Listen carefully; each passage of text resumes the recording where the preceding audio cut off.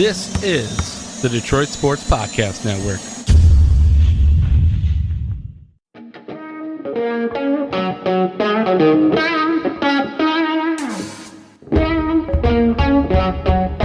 The biggest icon in podcasting.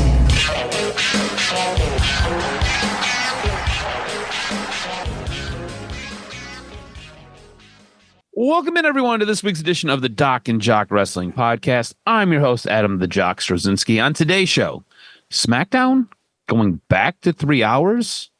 And did we get confirmation on this wrestler's status within this wrestling company? We've got a new women's IC champ. We've got the additions to War Games for the men's and the women. We got a cool return, but maybe it was a little bit of a letdown, and Jock wants to shed some love for a wrestler. We've got your Full Gear predictions. That pay-per-view is taking place Saturday night, starting at 7 on TNT. Main card flips over at 8 p.m. to HBO Max. You want to check that out. It's a jam-packed card. 12 matches we've got for that one, so you know it's going to be a big, busy one. Strap in for at least a 5-hour pay-per-view on Saturday. Help me break it all down, sort it all out. He's the one. He's the only. He is the Doc, John Macaroon. What's up, cuz? I'm here to show the world. Podcasting's great, talking about wrestling. Nick Nemeth, Dolph Ziggler showed back up on Raw. That was cool. I did pop a little bit. I was like, oh my God. It was a nice opportunity for him. Maybe there's still hope for our guy based on an injury. So it's going to be an interesting time, brother. Always look forward to talking professional wrestling. What's on the docket? What are we starting with, baby? Well, let's start right there. Let's start with Dolph Ziggler. So he makes his return, and that was cool to see. It brought back all these feelings of nostalgia. His music just kind of hits and gets you excited and gets you pumped. It was a good match. It felt very formulaic to what we got with Zack Ryder. But are the mystery entrants a little bit of a letdown, especially with how the booking goes, right? So they get a little bit of offense in, but then the WWE wrestler runs a little bit wild, hits their finish move, and these guys can't kick out, and we're on to the next one. I was kind of hoping that one of these guys, you just make it a little bit interesting. I'm not saying that they got to get all the way to the quarterfinals. I'm not saying they got to get to the semifinals. I'm just saying maybe win a match. Maybe just advance a little bit in this tournament, and they've done none of that. And now we've got an injury reportedly to Sheamus. I'll be honest with you, I've not heard anything about this. The first I heard of it was on Friday Night Smackdown. So it sounds like Nakamura's not going to get to advance immediately, which, again, weird to me that Nakamura just doesn't get to proceed. They're going to find somebody else for LA Knight to face? This tournament has me scratching my head. I feel like this tournament could have been done much better and could have given wrestling fans a little bit more of the feels than what it's doing. What are your thoughts on how these guys from TNA are being booked in this tournament and really and truly how it's being ran overall? Yeah, look, it's more people want to see at least a little bit of influence from the TNA wrestlers, but look, it's just an opportunity. They get to come back, and the relationship allows for, TNA performers that the WWE audience has a connection with. The crazy part is that Dolph Ziggler's pop was almost as loud as Cena's. That's where everybody's looking at it like, man. And for performers, look, it's the Garden. You're going to appreciate a guy that had 20 years experience in the company, and many people felt like left because he reached his ceiling. So it's good to see it. There's always a respect level. You can always come home. But I do think that guys like you and me, it's like, yeah, the pop is cool, but why don't they come back and actually get the thing that they actually wanted? Cheers are great. You can go around the country 200 times a year to get a cheer. The one thing that I think you, me, and a lot of other fans are like, why don't you kind of give these guys a push? Let them be stars, and you treated them like jabronis mid-card. Treat them like upper mid-card. Let them win some moments so that the reason, I really do feel like the reason they leave is to get the attention of the booker, to get the attention of the guy that did not reward them. I know Vince is gone, and for Dolph Ziggler, I mean, it is tough. You can't, WWE wants you to be Dolph Ziggler, and I do think that Nick Nemeth would come back and be over. So it's difficult. It's a difficult balance because we all think that Nick Nemeth could come back and be an Intercontinental Champion, but WWE, look, TN, and I think the freedom that these guys get on the indie circuit, it's good for them. They can pick and choose. They're not locked into anything. So there is an alternative lifestyle of wrestling these guys can have, but I think we still feel a yearning that these guys didn't come back and get the actual push in the company, and that's why they left. Yeah, and look, with Dolph Ziggler, it was one of those things where he was never going to advance past this glass ceiling that was placed over him. So him leaving made complete sense. It was totally understandable. And like you said, he got to go to the Indies. He really got to prove his worth. Same thing with Cody Rhodes. Cody Rhodes had the fortunate ability to come back and him to have bursted through whatever that glass ceiling was that Vince placed over him. And now he's one of the biggest stars in WWE. I think guys like Dolph look at a guy like Cody Rhodes and are like, that might be the way this has to go. This might be what I have to do. I might have to bet on myself and show that I can do these things. Like, because a guy like Dolph Ziggler and a guy like Zack Ryder, those guys are so over everywhere else. And they're even over in WWE. They were always over in WWE, but the company just did not want to get behind them. I feel like this tournament was an opportunity to maybe right some of those wrongs and just add a little bit more intrigue into this tournament. And I feel like it was a missed opportunity by Triple H. And it's what it is, right? It's what's going on. And look, you got to see something a little bit different. And I think we kind of knew it was on the horizon, but I don't know if we necessarily fully expected it. And I don't know if this was just a crutch to help move along a War Games story, or if this is them actually seeing something in a wrestler like Maxine Dupree, who's now your new women's IC champ, as she beat Becky Lynch. Now, she beat Becky Lynch with a little bit of help from AJ Lee. AJ Lee's music hit. Becky got distracted. Maxine Dupree was able to roll her up and get the 1-2-3, and now she's your new champ. Maxine Dupree, it's obvious she's been putting in the work. I feel like this is a really good reward for a wrestler who's come a very long way. Like when Maxine Dupree first got on scene and she was in NXT, she was kind of a face. She didn't really wrestle. She didn't move fluid in the ring. She didn't look very good. I mean, she looked good, but she didn't look very good in the ring, moving around. And then you got to see they took her out of the ring. They took her off camera. She was a valet for the most part. And then she started to do a couple of matches here and there. Started working and wrestling with Natty. She started doing more stuff at the Performance Center. She really started to hone her craft. And I think in this match specifically, she really held her own. She looked good with Becky. Now, that being said, I think she needs to be protected with how she's booked. But I think this was a fantastic opportunity to try to make a new star. We'll see what Maxine Dupree does. But does this feel like this was a bit of a bridge to get you to War Games, because we ended up getting AJ Lee and Becky Lynch added to War Games? And I want to get your thoughts on whether that's a thumbs up or a thumbs down. So two-part question. Was this a bridge? Was getting the belt off of Becky a way to get her into War Games and get her lined up with AJ Lee as they both head that way? And then do you like the addition of both those wrestlers to the female War Games roster? Yeah, absolutely. I think that there's some intrigue, and it's rewarding a character that's done the work. And look, when you go to the dungeon and you start working with Natty Neidhart, and you're like, oh my goodness, and you see the way that she came, Maxine Dupree came really from the bottom, where she was kind of booed a little bit for her wrestling, and kind of there was a moment where she was completely booed out of the arena. Exactly. And she went to work, didn't let it bring her down, and absolutely put in the work to try and be the best version of herself. She came from a Lakers cheerleader, and she's got the bug. She wants to get better, and I do think that the crowd will relate to her because she's not the most gifted, but she's been taught and worked at it. And she's gained the respect because everybody saw, okay, yeah, she had a moment that wasn't the best, but in the end, she went to work and didn't let it define her. And so it was a nice moment. And then to tie in AJ Lee was perfect because it adds heat to what the feud is, which is, CM Punk has been cost opportunities by Seth, so now AJ Lee is going to cost Becky Lynch. I thought it was perfect. And yeah, it builds more intrigue. It's interesting. And you have a story with some real heat. So very, very well done in my mind.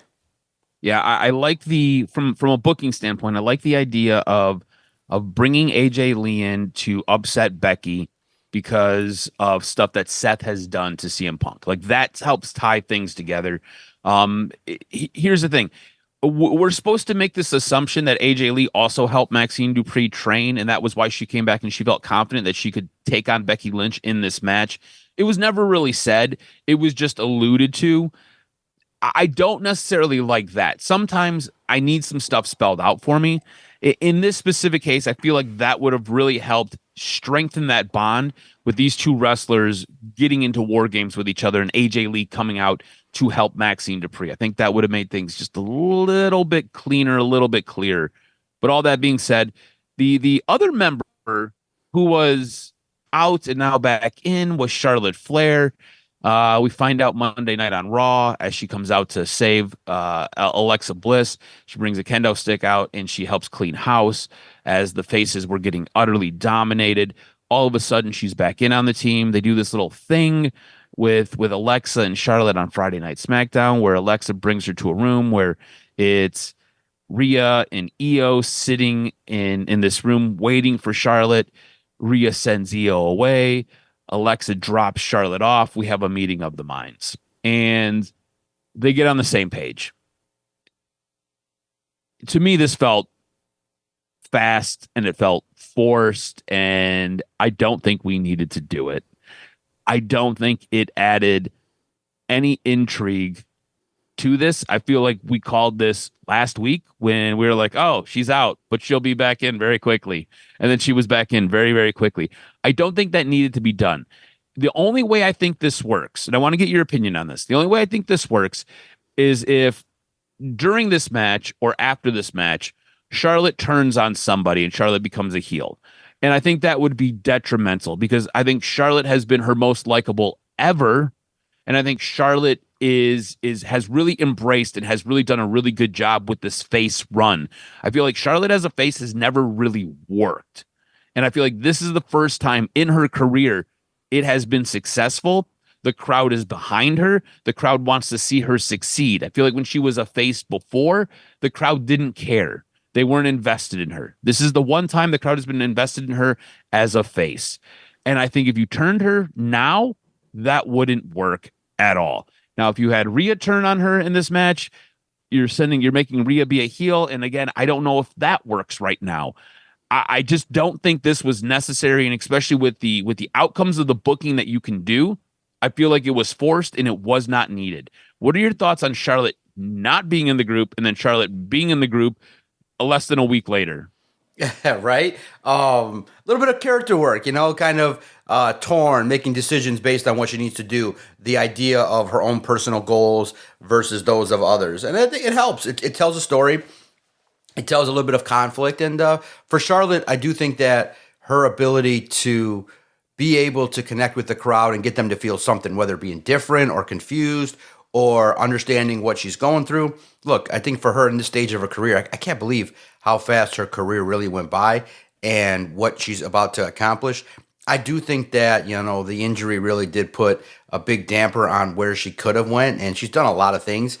But I do think now it's a time in her career where it's time to explore a little bit of that. Like, what's your relationship like with the fans? What's the relationship like with your own sense of legacy? And, you could tell that she's wanted to kind of maybe break away, understanding that it's also difficult that she's never been in a tag team like this before for an extended period of time, being a face. It's different. It's new. And so it also sets up for, we all know the dirtiest player in the game is her dad. So it could also be like, a great way to say, you know what? I said if she turns or does something, it can be a great way to set up the future feuds, which is, hey, Charlotte does something to cost, or you have it the other way. I think that, when you're vulnerable and you let your guard down, boom, the other side turns on you. So I do think that betrayal, and WWE's, listen, you and I, we understand wrestling. We understand how to draw heat, how to draw reactions. Betrayal, baby, is one in which you can use it to get things going. And I do kind of have a sense that there's going to be some betrayal, but I'm also intrigued now to see who does what. For sure. It'll be interesting to see how this plays out because, like I said, where I'm at right now, I don't like it. But if we're building this to some type of betrayal, like you said, that's the only way I see this working. Yeah, so yeah. We'll see what takes place in a couple of weeks. I really feel like that's when all this will kind of get ironed out. We can look back at this and be like, oh yeah, all right, that was good. That was good. They did a good job there. Right now, I'm scratching my head saying I'm not sure about this. We talked about the ladies' War Games team. We got some confirmation on the men's War Games team. I think we all knew this was going to happen.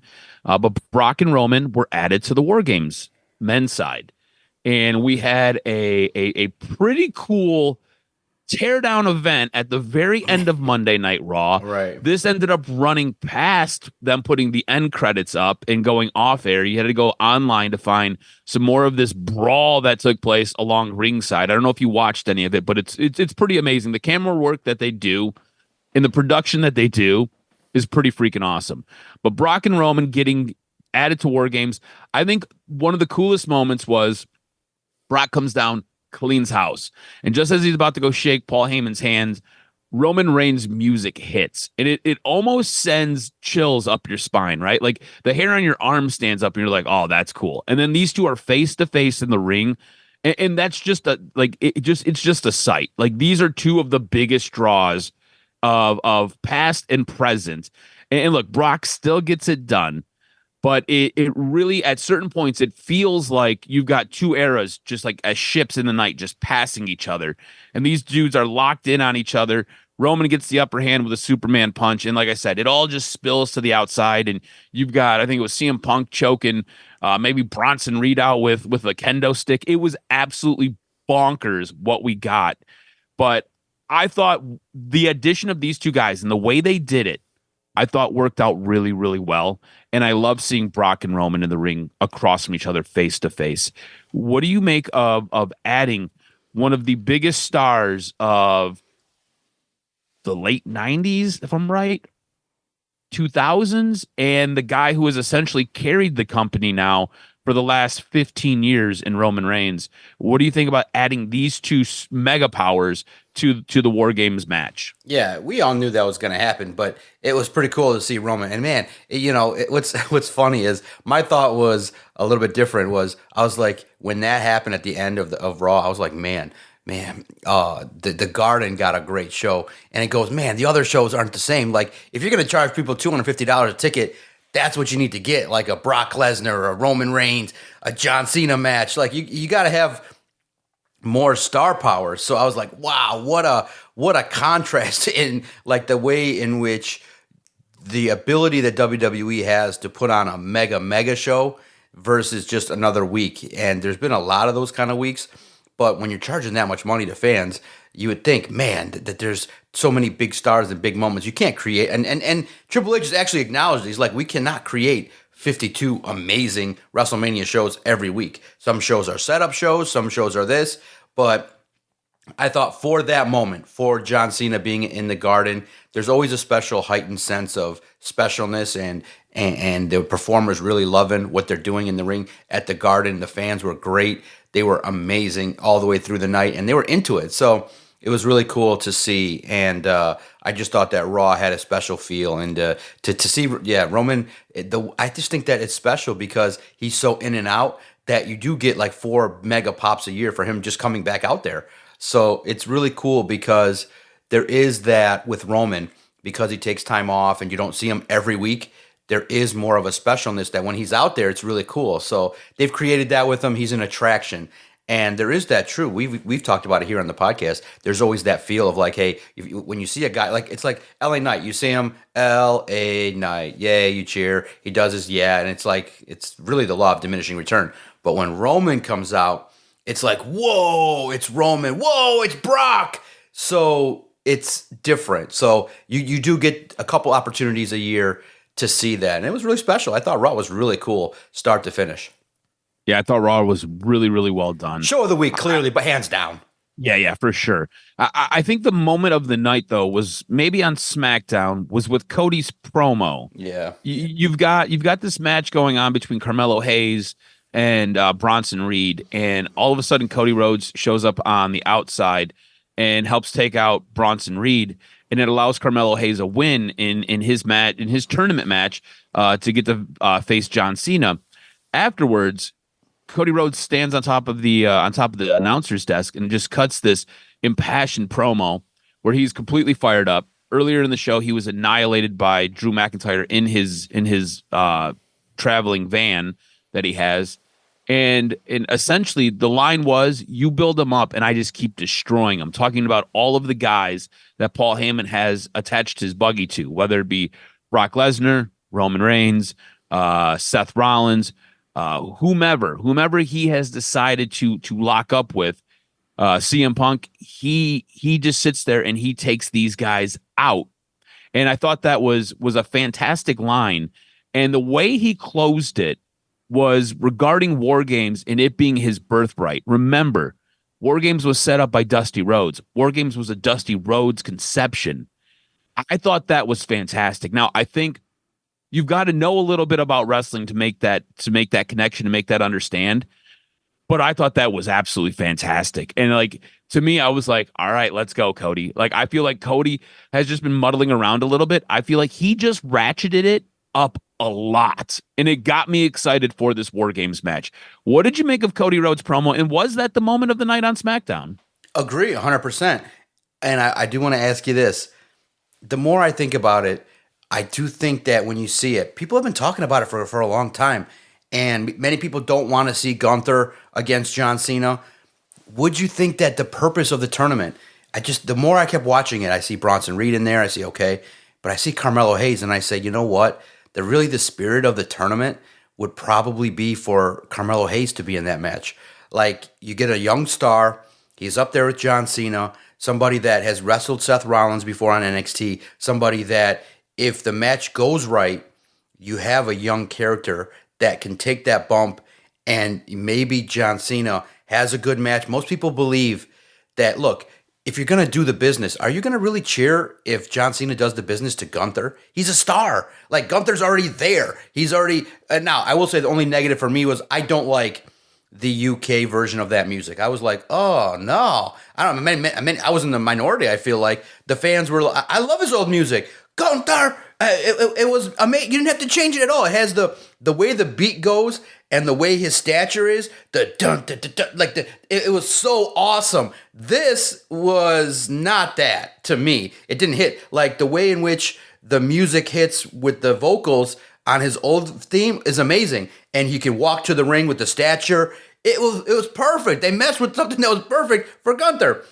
But I think in the spirit of it, just keep note that in the spirit of what John Cena's been saying, I think Carmelo Hayes might be the guy that if John Cena lays down 1, 2, 3, would really benefit from a rocket ship moment of like, hey, I put in the work. I'm a guy. I'm an athlete. I'm a minority. It fits a lot of things.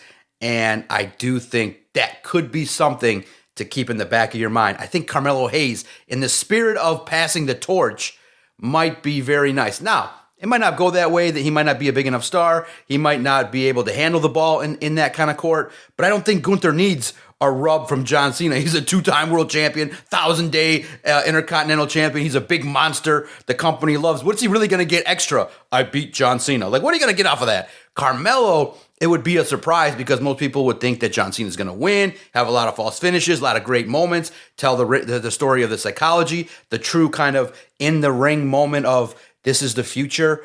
And maybe the story is I'm not there anymore. Like John Cena is fighting, but he doesn't have enough against the young guy who pulls out the 1 or 2 extra moves. And you say that in the announcing, and you say, man, this is a young man's game, and look what Carmelo's doing. Oh, and then you have his move and a win. I just think that the spirit of the tournament would lend toward a guy like Carmelo Hayes, in my opinion. Yeah, no, I like that a lot better than Gunther winning. I don't like Gunther winning this match or this tournament because, at all, again, like you said, what's it do for anybody else? Like Gunther doesn't need this. Like you said, he's a 2-time champ. He's a guy who's had one of the longest reigns as the IC champ. Like he's already a made man. Like, the guy is fantastic as he is. And I agree with you. I like his old music better. I thought it gets you a little bit more hyped. Yeah. It's a little bit more brooding when he comes in. Perfect. Yep. So it's to me, Carmelo Hayes would make sense. Like, if you think about it too, Carmelo Hayes got called up to the roster, and what has he really done? Nothing. He's been a lackey. He got put in a thing. He got put into a program with The Miz, and at some point, they're supposed to get back to working that out and figuring out whatever that is. But like, he's done nothing. He's like he hasn't felt important at all. This is something that could make him feel important. So I like where your head's at with it. I think that's a great call. It's absolutely fantastic for a call for Carmelo Hayes. I do want to shed some love before we get out of WWE stuff and move on to our AEW things. I was watching SmackDown on Friday, and out loud I said to myself, I said, JD McDonough needs more love. Yes. JD McDonough needs to be acknowledged a little bit more. This is a guy who, when he goes out to the ring, he holds my attention. You have to realize how I watch a lot of our wrestling programming. Usually I'm working on getting my child down between the hours of 8 and 9. Sometimes if she's a little riled up, it's closer to 10 at night. So I usually miss the start of Raw, the start of SmackDown, and so I've got to watch everything on fast forward. If it's a Monday night, I'm usually at bowling, so I'm watching it Tuesday after I get her down, and so I get up at 4 a.m. So there's a lot of speeding through commercials, there's a lot of speeding through slow parts. You know, a wrestling match will have its slow parts. There's a lot of just trying to digest everything as fast as I can digest it, so I can be as present as I can be for my kid. And Friday night, I was finally able to sit down to watch SmackDown right around 9:30ish. And so the JD McDonough comes out, and I'm like, all right, cool. Let's see what this is. And I was glued. I didn't bother fast forwarding through any of the stagnant parts. I didn't bother fast forwarding through any of it. I just sat there, watched that entire match, and I was enthralled. I don't think he gets enough love. I think at some point, this is going to go one of two ways. Either WWE is going to realize what they have, or this is a guy who's going to leave and he's going to go do it like we've talked about with Dolph Ziggler, like we've talked about with Zack Ryder. He is fantastic in the ring. He gives you everything he's got. He does a really good job telling a fantastic story. On top of that, that is a guy who works his ass off and lays it on the line. Remember, this is a guy who ended up getting his head slammed off the announcer's desk, was completely knocked out, was able to get back in the ring and finish a match, not knowing what his name was, not knowing who he was, not knowing what he was, and he was able to get the finish right. If you watched AEW this past week, Speedball got popped by Shelton Benjamin. He ended up missing when he was supposed to get kicked, when he was supposed to kick out. The ref held the count, which looked stupid, and then they sped to the finish, which looked stupid. Sometimes guys get hit, sometimes guys get knocked a little funny, and they miss their mark. They miss what they're supposed to do because they're out of it. JD McDonough on a couple of times has been put through the ringer in a match and has still been able to make the ending work the way it was supposed to work. This guy is an incredible performer. I know he's not the biggest, brawniest, brutiest guy. And I know for WWE that usually doesn't work real well. You can see what happens with Finn Balor. Finn Balor's a guy who looks like he's chiseled out of granite, but Finn Balor's like 5'7", and he weighs like $145, and WWE doesn't want to put a title back on him. JD McDonough's kind of similar. 50 pounds of it is his head weight, and they just don't want to put I don't feel like they want to put anything more than a tag team belt on him right now. But I think he's a guy that you need to pay attention to. His matches are absolutely incredible, and I think he's been doing an absolutely fantastic job. Am I out of line saying what I'm saying on JD McDonough? Does he need to get a little bit bigger of a spotlight? Because I feel like he's been absolutely incredible as of late. Absolutely. You're absolutely right. He's somebody that you got to remember in NXT was doing some things. So I like the opportunity that he's going to have. He's going to be somebody you're starting to see because the future of wrestling, and we're starting to see it maybe 2 years from now. We're in 2025, but the future is JD McDonough, Dominic Mysterio, Braun Breaker, Bronson Reed. You're starting to see the evolution of who's going to be given the ball and who will be in some of these feuds. And so McDonough will have the benefit of working with Finn Balor to be able to take these advantages and wrestle. So he's got it. He's got it all. He's got all the tools. And I do think that these guys, when they start getting their moments, will have a good opportunity because they've been doing it for so long. So WWE, you got to remember, it's not even a 5-year cook. These guys are getting cooked like because it's crazy to think about, but there is a realistic thought in my mind that they get these guys like primed. Like your training is not 1 year training and you're a star. Like I really kind of believe that they think like, okay, you're trained in your 20s. We start seeing what you can do with it in your 30s. Then we start cashing in on it in your 40s. Like look at all the stars: CM Punk, Roman Reigns, Cody Rhodes. You're like, holy cow. Like, do you really graduate to superstardom like when you're 40? Whereas you and I are like, bro, you can be 20, like Randy Orton, you can be a star at 24. Like, we can kind of speed this up a little bit, but I kind of believe that in some way, the stardom formula is like, let them cook in their 20s. Let's see what they got in their 30s, and then let's cash it in their 40s. I'm like, Jesus, you can kind of speed this up a little bit. And I do think that guys like Bronson Reed, and if listen, if Paul Heyman says you're a 10-time main event guy, then you realize the influence that he has. And it's really true. The true statement is, if you're a Paul Heyman guy, you're effing getting pushed, and you're going to have some moments. So it's really cool that we're starting to see who those guys are.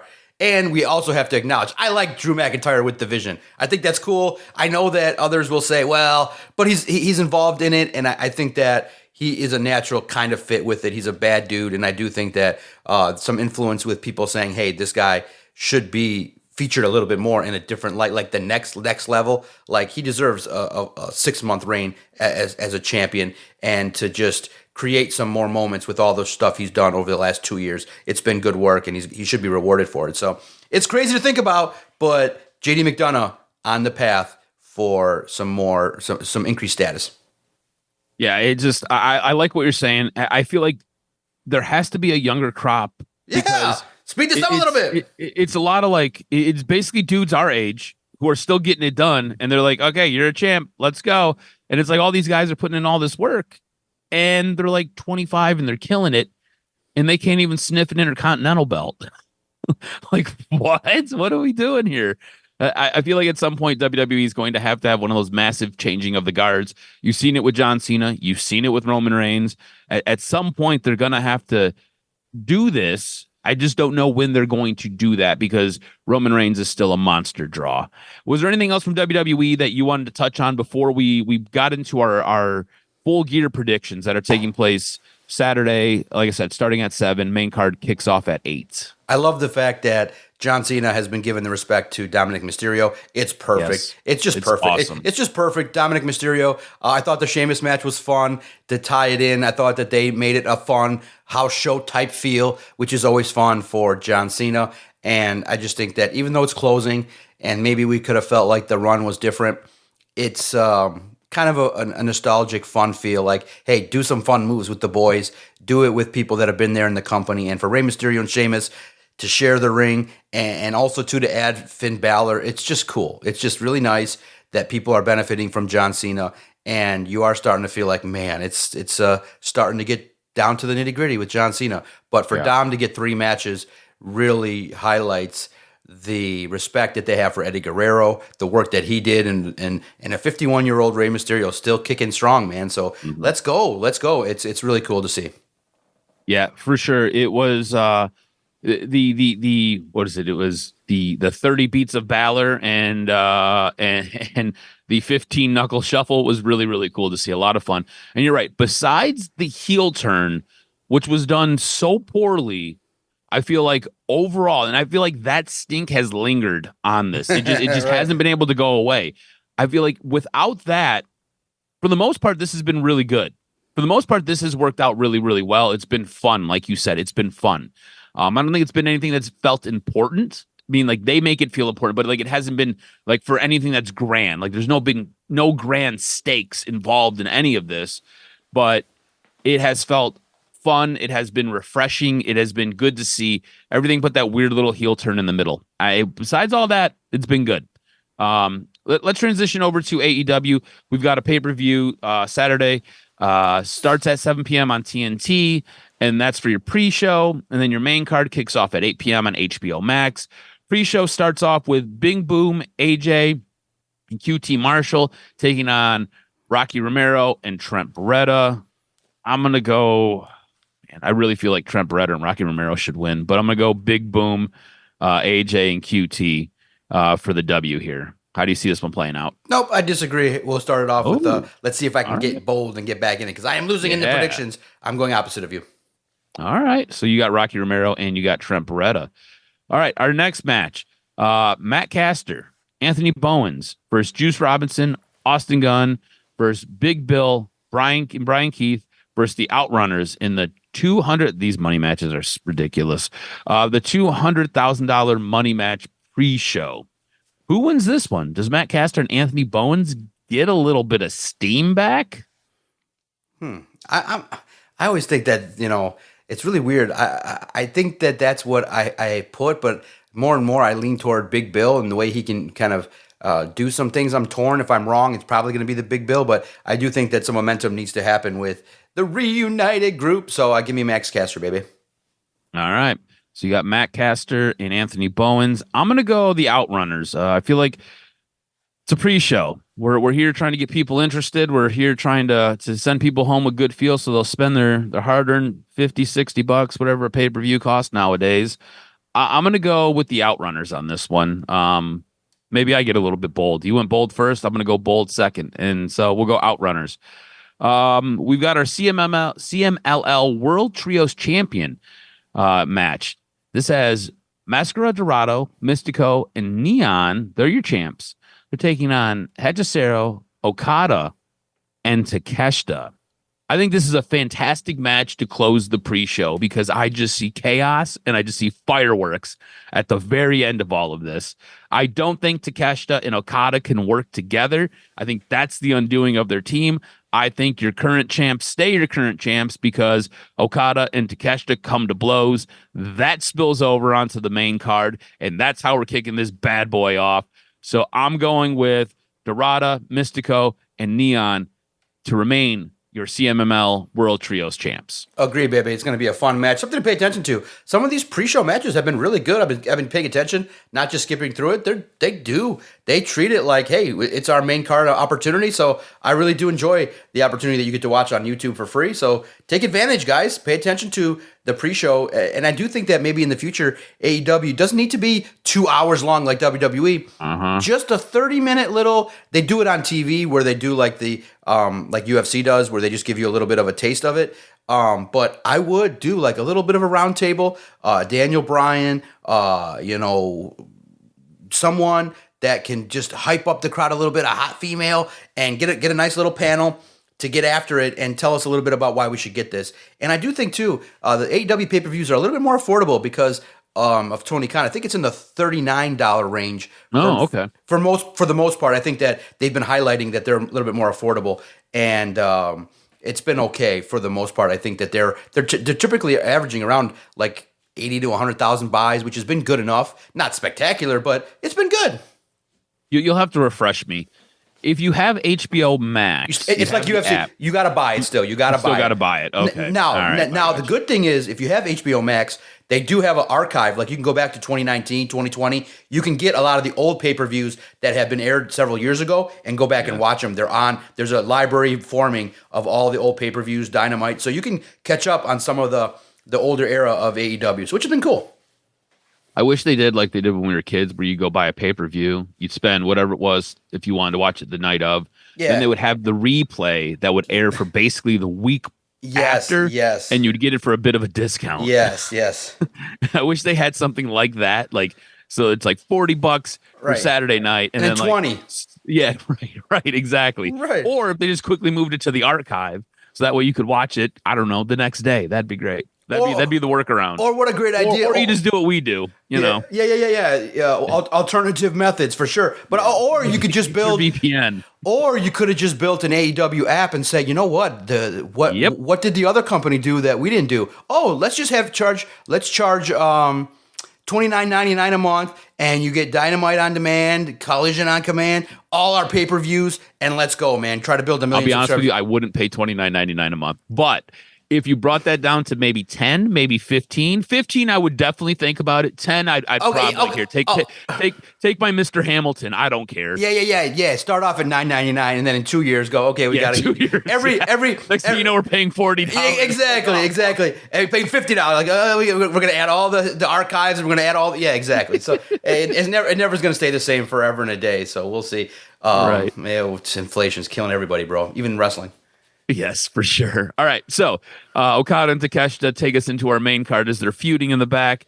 That kicks off our four-women's tag team four-way match, with the winner getting to pick the stipulation for their next match in the tag team tournament. I feel like this is a little bit convoluted, but we'll go with it. It's cool. You've got Toni Storm and Mina Shirakawa taking on Megan Bayne and Mina Shafir, who have worked very well together, taking on Willow Nightingale and Harley Cameron, versus Julia Hart and Sky Blue. Oh man, if there were four leaders in the clubhouse to win those tag team titles, these would definitely be the 4 teams. I think Megan Bayne and Mina Shafir have looked incredible together. They are obviously a powerhouse. Toni Storm and Mina Shirakawa, obviously absolutely fantastic. Like they're both charismatic. Willow Nightingale and Harley Cameron are just a lot of fun. I think Harley Cameron's been incredibly enjoyable to watch. And Julia Hart, Sky Blue, they're just the scaries. And look, I think they do a really good job. And look, a ton of respect after what we've seen at Blood and Guts for Sky Blue. A ton of respect. I would love for Willow Nightingale and Harley Cameron to win this, but I think it's going to be Megan Bayne and Mina Shafir. So I'm going to go Megan Bayne, Mina Shafir. Okay, I'm gonna go what you thought. I'm gonna go Willow Nightingale. I think so that way I'll feel sad about my life. Yeah, exactly. There'll be a nice push. If I'm wrong, I think that it might be Toni Storm because they definitely respect her and they like putting titles on her. And they like her talking after. And I think Tony Khan's like, I just want to hear this. What this crazy lady's gonna say next to me, dude. And he's in it. How many times can she reference? Make a cum joke with a pearl necklace. Right. So nuts. And she gets it through every time and delivers it. And then you get it's funny too because then Tony Khan stands up straight a little bit like, what did she just say? And it's always a funny moment in the pressers. It's so, bro. It is the way she is fantastic. Right. Just hand her a microphone and I would listen to her talk for hours. It's great. All right, next we've got Pac and Darby Allin on Dynamite. Pac cut a fantastic promo, really kind of hyping this match up a bit. I'm interested to see where this one goes. I think Pac has come back and he looks like an absolute machine. The guy looks like a gorilla that has jumped out of the Serengeti. Yes, I know he's like 4'3", but the guy is built and he's like 4'3" wide. He's just a little muscle house. And I think his in-ring work has always been stupendous, but I think he looks so good right now. And Darby Allin, when he gets in the ring, man, he just takes punishment. Like, I feel like he's got a death wish and he wants to die in the ring every time he gets into the ring. He's absolutely crazy to watch. How do you see this one playing out? Because I feel like it's a coin flip. This is one of those matches on this card where you could flip a coin. You could be like, yep. Or you could be like, yep, it's that way too. Yeah, right. How do you see it? I don't know. I lean a little bit towards Pac. And let me explain a little bit why. I feel like with what we've got going on with Jon Moxley. Okay. Remember, Darby Allin has essentially faced off against everybody in the Death Riders, and he usually comes out the winner. Jon Moxley has not been able to pick up a win, and I can't tell you how long. I think to help create that chasm that they have that they're trying to build in the Death Riders, where Jon Moxley is losing these guys. I feel like the guys in the Death Riders have to win matches so they can look at Jon Moxley and be like, we're taking care of our business. You're not taking care of your business. I think Pac has to win this to help continue that storyline. Okay. And look, you can have other guys interfere in this match. It's not like that's not a thing. I think Darby Allin would send the crowd home happy, but I think Pac winning it, I think it helps add fuel to other stories. Okay, no, that's good because I view it a little differently in that similarly, my narrative would be Darby wins it and continues to build some cracks in because it feels like the Death Riders are on the verge of implosion, and you need a little bit more sticking points, losing matches, frustration, like a Castagnoli coming out to help, like trying to hit Darby Allin, but ends up costing Pac or something that goes along the lines of interference that doesn't go exactly right, plans going astray. And so I want more seed of doubt, so give me Darby Allin. All right, so you've got Darby Allin then. I've got Pac. Again, more separation between us. This is a weird one. We've never had this much differing on a pay-per-view before. This then leads us to the Jon Moxley, Kyle O'Reilly no holds barred match. And I'm going to continue with my thought process. I'm going to go Kyle O'Reilly on this one. I think Kyle O'Reilly makes Jon Moxley tap again. I really feel like this should have been a submission match and not a no holds barred. I feel like a submission match makes more sense, seeing how O'Reilly's made him tap like 4 times. But I think O'Reilly wins this, and John has to tap out again, creating that division. Okay. Yeah, I could see that. But see, I feel like, that's kind of how naturally we would think storytelling is going to go. So knowing Tony Khan, I think that Moxley, maybe ends up in a different spot where there is dissension, but he's got to regain the group and say, follow me. This is why you follow me, because I'm a winner. So give me Jon Moxley. All right, you got Jon Moxley. Next, we've got, again, another money match. This is a $1 million money match. Young Bucks and Josh Alexander versus Jurassic Express and Kenny Omega. Obviously, the purse goes to the winner. Look, I've got Jurassic Express and Kenny Omega winning this match. I'm not sure if you can hear my daughter in the background. I hope not. But she is excited to see her dad this morning, so I apologize. But I got Jurassic Express and Kenny Omega winning this. I think the Young Bucks flip sides and they join Kenny Omega. You can see they've been wrestling with that decision. They were wrestling with that decision on Dynamite this week. They've been wrestling with it for a couple of weeks now. They didn't seem to really get along too much with Josh Alexander, so I think they switch sides and they side with Kenny Omega. No doubt, I agree with you. I think this is gonna be this one has a chance to steal the show, and I'm excited for it. This is one of the ones I starred, and I'm really excited for it, and the Moxley match too. So it'll be fun to see, and I think that there's an opportunity here for a lot of excitement. And I just want to see Kenny Omega stay healthy and do his thing in the ring. Yeah, I think Kenny Omega staying healthy is he's still such a draw. You know what I'm saying? Still such a draw. And it's one of those things where it's like, dude, I feel like we've missed like 3 years of his career. Right. And I think AEW would be in a different spot if he would have been healthy. I'm sorry, you had Jurassic Express and Kenny Omega winning this match? Exactly. Okay, cool. All right, our next match, TNT Championship, Kyle Fletcher versus Mark Briscoe in a no DQ match. If Briscoe loses, he has to join the Callis family. I don't know how this works, man, because I don't think Briscoe being in the Callis family works. So I'm gonna have Mark Briscoe winning this. Yeah, why not? Yeah, good moment. I think nice feel good moment, and this one I think will draw the crowd in. I think has also a chance that the stipulation is going to make the match wild. What are they willing to do? Always intriguing in going into a match, and I do think that putting a belt on him, why not? What the hell? Let's see what happens. Yeah, and look, I think it's one of those things where this is a way for you to get the belt off of Kyle Fletcher so he can go do something bigger. I think this is also a way to really help elevate Mark Briscoe. I think this works twofold, right? I think this works two ways, and I think it's probably what is best for business. So we both got Mark Briscoe winning this one. Next is the AEW National Championship Casino Gauntlet to crown the inaugural champion. Look, we don't know everybody who's competing. We'll be surprised. We do know that Bobby Lashley, Shelton Benjamin, Ricochet, Speedball, Mike Bailey, Kevin Knight, and a bunch more are going to be in this match. If you get the winner right, because we don't know who's all competing, you'll get an extra point. I'm going to go right now, and I'm just going to take the favorite, and that's Bobby Lashley. I honestly could see Shelton Benjamin winning this, and I think that would be a cool little twist, but I'm going to go Bobby Lashley. We talked about it a couple weeks ago. We both said Bobby Lashley. I'm going to go Bobby Lashley. Yeah, you have to. It's odds-on favorite. It would be unwise to pick somebody else, and I think that you got to create more moments for guys that are in the company, and this will be a nice moment for Bobby Lashley. He'll stand tall. I think he's the most imposing presence in that ring at the time, so good luck. All right, next match. We've got our AEW Tag Team Championship. We've got Brody King and Bandito. Brodito taking on FTR. FTR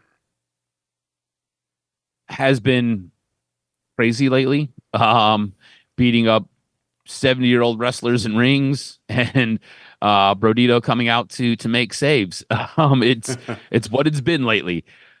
Look, I like Brodito as the champ, but is this the one where FTR now takes back over and gets their belts back?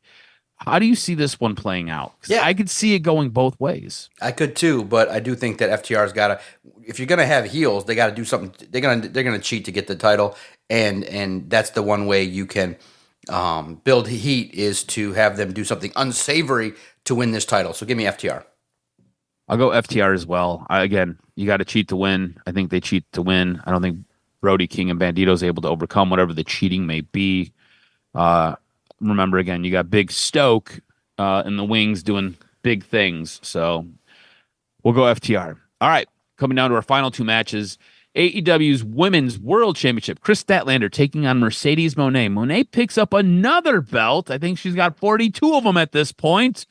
Does she beat Chris Statlander and take her belt off of her? Look, I think Statlander has done an okay job as champ. I like Statlander as the champ. I don't think she's had any real meaningful matches yet.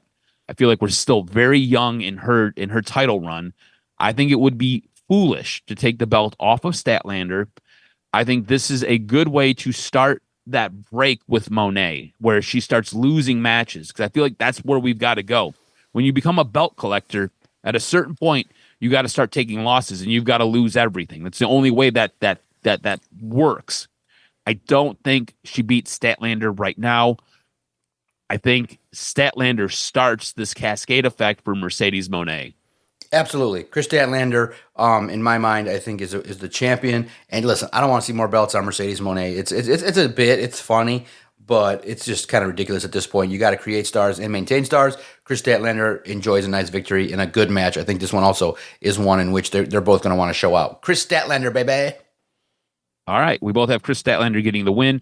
And our final match, AEW World Championship, Hangman Page, Samoa Joe, Steel Cage. Everything you want for a finale of a show. It's going to be violence. It's going to be blood. It's going to be gore. It's going to be great. I'm going Hangman Page. Yeah, no doubt. It's weird to see, Samoa Joe turn heel this way, but I get it. This is probably the match where I'll be sleeping probably right when the match starts, and it'll be like, well, sorry, you work in the NFL, you do podcasts, you do other things. I'll be like, listen, Tony, this one might not start till 12:30. That's the craziness of how this is gonna go. But in the end, Hangman Page is gonna win it. It's gonna be wild. You're gonna see flips and dips and everybody's face go into the cage. There's gonna be some crimson. It's gonna be wild. But Hangman Page will be backstage in a mask of red talking to all the reporters at 1:45 a.m. being like, you all got some energy? And everyone will be like, there's like two people here. Where's everybody at? So Hangman Page will cap off a world record. This one's going to be the world record 6-hour pay-per-view, and he'll end up being and retaining the AEW World Heavyweight Championship. All right, when we take a look at calling the card, I've got a 3-point lead on you, 10-7. We'll quickly run through these matches, starting with the pre-show. We differ. You've got Rocky Romero and Trent Beretta beating AJ and QT Marshall. We differ in the $20,000 money match.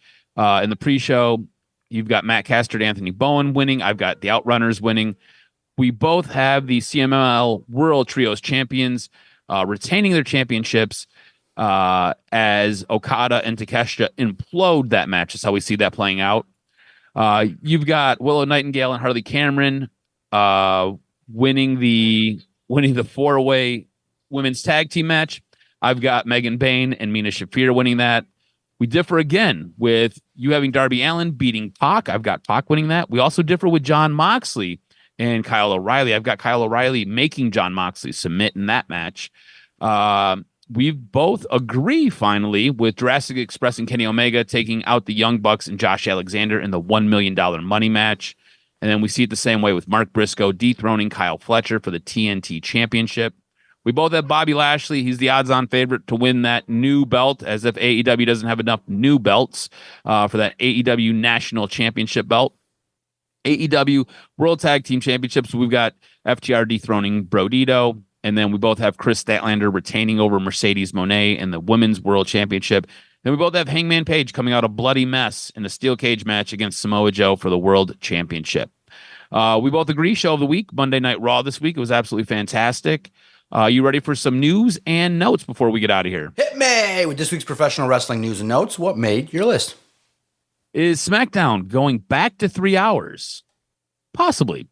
Over the past year, SmackDown has gone from 2 hours to 3 hours and back to 2 hours, and it's reportedly set to go back to 3 hours at the start of 2026. However, the upcoming move to 3 hours may not be permanent. There's a feeling among people in WWE that SmackDown could revert back to 2 hours again around halfway through the year. Speaking of Wrestling Observer Live, Brian Alvarez says, I can't say this 100%, but I can tell you that there's a feeling within WWE that this is going to be very similar to what happened this year, which is in 2026 is going to move to 3 hours. It'll probably be that way for 6 or 7 months, and then it will go back to 2 hours again for the remainder of the year. I think this has something to do with right now they've got 2 hours, and the 2 hours is followed by the Braun Strowman show. The Braun Strowman show is doing freaking great numbers, number one. But Braun is involved, and he's a big name to wrestling fans. Also, apparently, it's a really good show, and it goes right after SmackDown. I'm not sure if you watched the show. The show is very entertaining. He does a fantastic job. Very much Guy Fieri-esque, but a big dude who's just kind of your average Joe. He's great. The Braun Strowman show is beating NXT and Dynamite. That's how well the Braun Strowman show is doing. I think the Braun Strowman show goes through the end of the year. So when that show ends, I guess they're going to move SmackDown back to 3 hours again, and then they're going to try to find some other show involving a WWE talent that they can put on halfway through 2026, and then SmackDown would go back to 2 hours. Anyway, if you everything on the menu with Braun Strowman airs after SmackDown each Friday and was recorded when Strowman was still with WWE, following him on the road as he visits various restaurants and ate their entire menus. The show debuted on October 24th. Like I said, I watched it a little bit. I think it's been absolutely fantastic. I think they've done a really, really good job with it. He is incredibly entertaining. He's very gregarious. He does a really, really good job. If you like Food Network, you will love that show. Go watch it. And then did we get confirmation about this wrestler's status? Tony Khan was asked about Jericho's status on the Ariel Helwani show. Very interesting interview. If you go back and watch it, Helwani very much is a shill for WWE. So Tony Khan going into what would be enemy territory was interesting to say the least. He said the door is always open for a guy like Chris Jericho to return to AEW. Khan said, I can't speak to that, but I love having Chris in AEW, and he's always welcome. The door is always open for Chris to come in. I hope so. I absolutely hope we'll get Chris back in. Khan would go on and have high praise for Chris Jericho as one of the top stars in the history of AEW. The expectation is for months now that Jericho's AEW contract will expire at the end of this year, at which point he'll leave the promotion and return to WWE. He'll be one of those names listed for a surprise on that Friday night or maybe that Monday night before the Royal Rumble. Royal Rumble's in Saudi Arabia. It's hard to sneak guys in because you got to do a whole bunch of stuff with visas and you got to try to smuggle guys into the country. It becomes really, really difficult to do all those things. So they're supposed to have all of their unveilings for the Royal Rumble the night before. So no surprises at this year's Royal Rumble. You'll know everybody before it all starts. But sounds like Chris Jericho has at least a foot, maybe a foot and a half out the door. And Tony Khan, for the most part, has said such. That's going to do it for this week's Wrestling News and Notes. Yes, sir. Make sure you follow Adam on X at AdamRSTROZ. Follow us at Detroit Podcast. Make sure if you're watching the shows, let us know what you think. Always including great wrestling memes and a good time. And then if you're interested in stuff and content outside the ring, I thought that, like you said, the Tony Khan interview was great. And also the Paul Heyman interview with Stephanie McMahon was real insightful regarding his mindset, how he views relationships with characters, the deep-seated relationships that he has and the emotional connection he's trying to draw out. It is true. He's immersing himself in this Paul Heyman character. It's just crazy to listen to how he talks about himself, the company, his relationship, how he had to challenge Stephanie based on the orders of Vince McMahon. It's a really good interview and one in which you should always check out Paul Heyman when he does work. You get a lot of insight into the world of professional wrestling. Thanks, everybody. If you enjoy audio content, just type in Detroit Sports Podcast and our content will find you. We got great content covering Michigan, all the Detroit sports, the Detroit Lions, and professional wrestling. Always a good time, been going strong since 2013 and several years talking about professional wrestling, even when we included it on DocNJock. So it's a fun time, man, and I look forward to breaking it down next week when there's opportunities to look at the pay-per-view, what's going on, how everything's going down, and reviewing what the hell happens from this AEW pay-per-view. What's going to happen? Who's going to be moving forward? AEW's trying to continue their stories and to push forward, so let's check it out. I can't wait to fire it up next week on the next episode of the Doc and Jock Wrestling Podcast featuring KJ.